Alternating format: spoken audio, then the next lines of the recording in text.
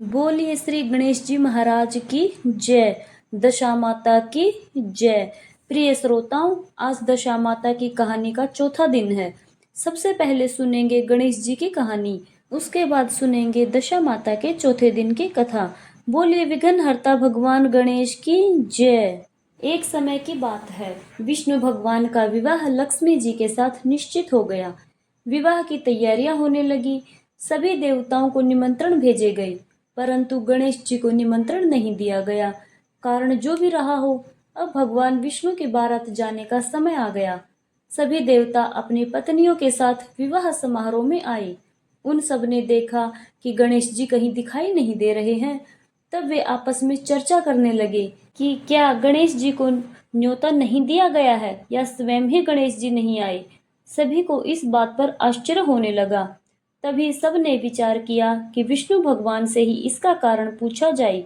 विष्णु भगवान से पूछने पर उन्होंने कहा कि हमने गणेश जी के पिता भोलेनाथ महादेव को न्योता भेजा है।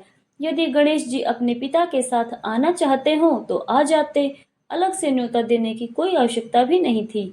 दूसरी बात यह है कि उनको 1.25 मन मूंग, 1.25 मन चावल, 1.25 मन घी और 1.25 मन लड्डू का भोजन दिन भर में चाहिए। यदि गणेश जी नहीं आएंगे तो कोई बात नहीं, दूसरे के घर जाकर इतना सारा खाना पीना अच्छा भी तो नहीं लगता।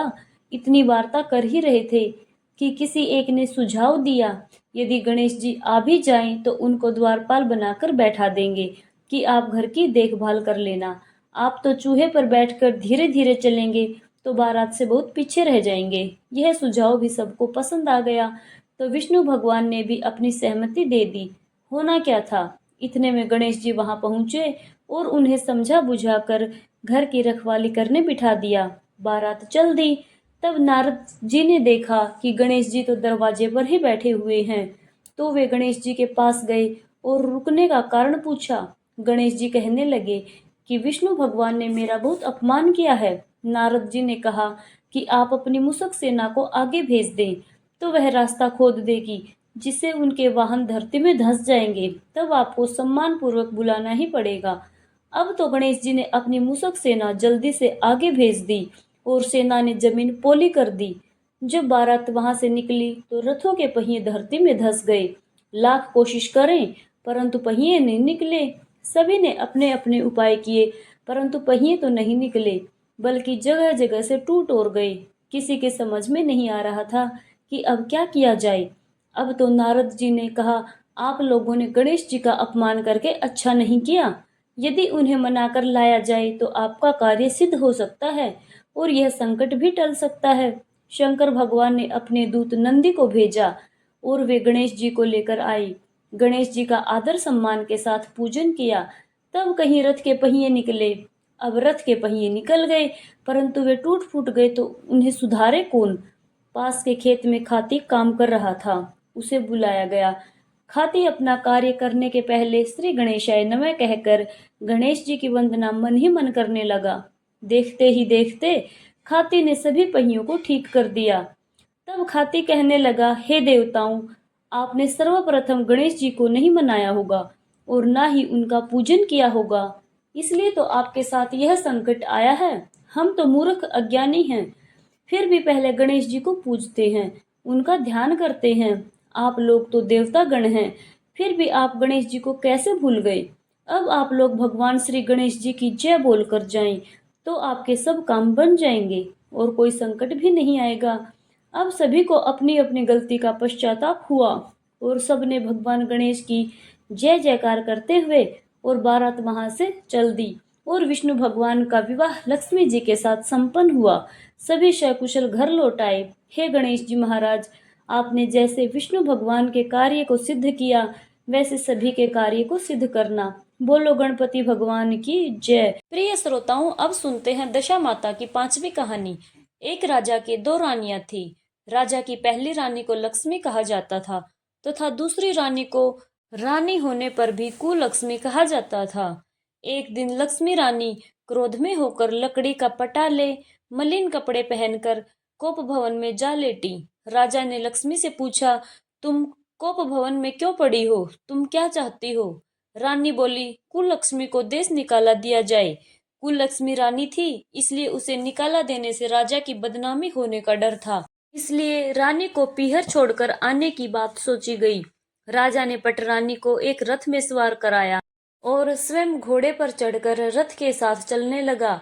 एक बीहड़ जंगल में पहुंचकर राजा ने रथ को रुकवाया और रथ को ढोने वालों को वहां से जाने को कहा और उसके बाद राजा रानी को उस जंगल में छोड़कर घोड़े पर सवार होकर अपने महल में आ गया। इधर कुललक्ष्मी को बाट जोहते सारी रात बीत गई। रानी को प्यास लगी थी तो वह रथ से उतरकर पानी की तलाश में चल दी। रानी ने आसपास पानी खोजा परंतु उसे कोई जलाशय दिखाई नहीं दिया। तभी रानी ने एक सारस के जोड़े को एक तरफ जाते देखा। रानी कुललक्ष्मी सारस के जोड़े के पीछे चल दी। चलते चलते वह एक नदी के किनारे पहुंच गई। वहां पहुंचकर रानी ने नदी में स्नान किया और जल पीकर अपनी प्यास बुझाई। उस समय कुछ अन्य स्त्रियां भी स्नान कर रही थी। स्नान करने के बाद उन स्त्रियों ने दशा माता का डोरा लिया। उनके पास एक डोरा बच गया तो उन्होंने रानी से डोरा लेने का अनुरोध किया। रानी डोरा लेकर अपने रथ में आकर बैठ गई।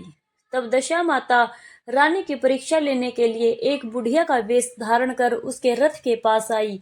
वह रानी से बोली कि बेटी, तुम यहाँ बैठी क्या कर रही हो? रानी ने बुढ़िया से कहा कि पहले तुम बताओ कि तुम कौन हो।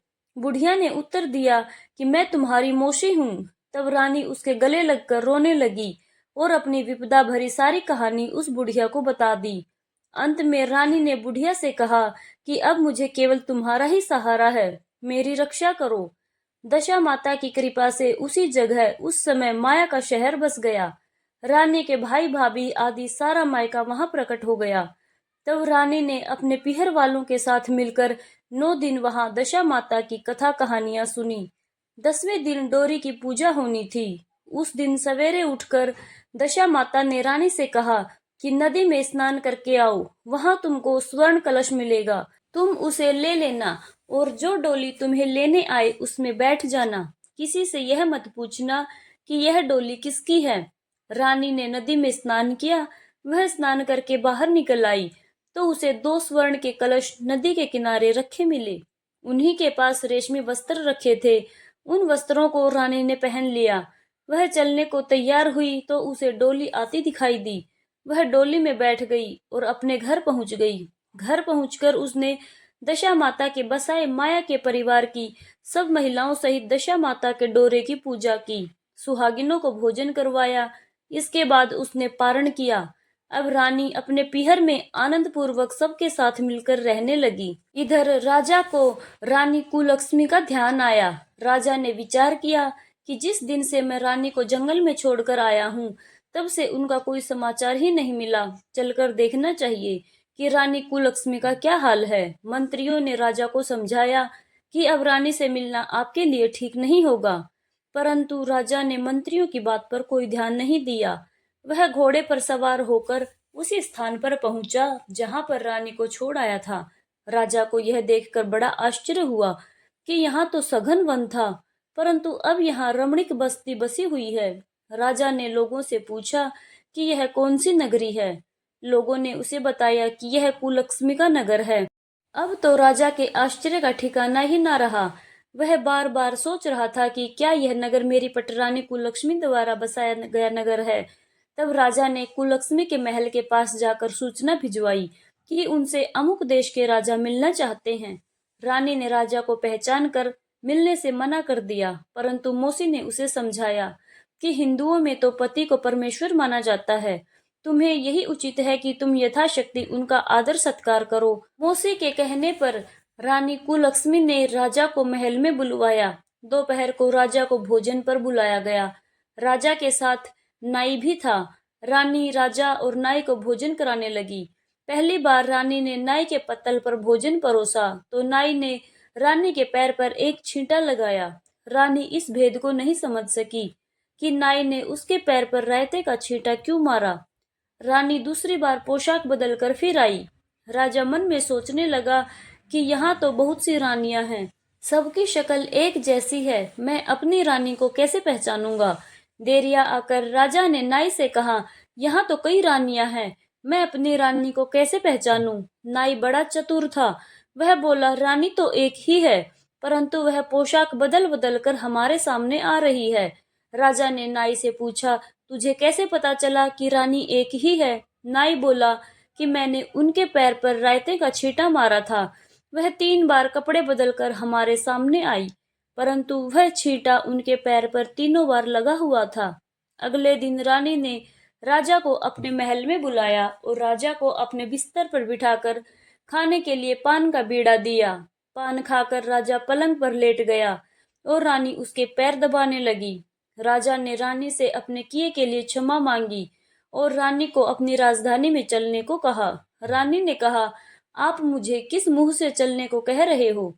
आपने तो मुझे जंगल में अकेला छोड़ दिया था। आप तो दूसरी रानी के कहने में आकर मेरा परित्याग कर चुके थे। यह तो मेरी मौसी का किया हुआ है, वरना आप तो मेरा सर्वनाश कर चुके थे। राजा ने रानी को बहुत समझाया। तब रानी ने कहा कि मैं केवल एक शर्त पर आपके साथ चल सकती हूँ। आप मेरी मौसी से वरदान मांगे कि यह नगरी आपकी राजधानी के पास पहुंचा दे, जिससे जब मेरा मन चाहे आपके पास रहूं और जब जी चाहे तो मौसी के दिए महल में चली जाऊं। मेरी मौसी बड़ी दयालु है, संभव है कि वह हमारी बात मान जाए। राजा ने दशा माता मौसी से प्रार्थना की। मौसी ने राजा की बात मानकर दोनों शहरों को पास पास स्थापित कर दिया, मानो एक दूसरे के ही भाग हों। राजा ने दशा माता की कृपा का फल जानकर शहर में ढिंढोरा पिटवाया कि उसकी प्रजा दशा माता की पूजा किया करे। हे भगवती दशा माता, जिस प्रकार कुलक्ष्मी पर दया करी, वैसे ही दया सब पर करना, हम पर करना। कहानी कहते पर, सुनते पर और हुकारा भरते पर सबको वरदान देना। बोलिए दशा माता की जय। जय श्री राधे। हरे कृष्णा।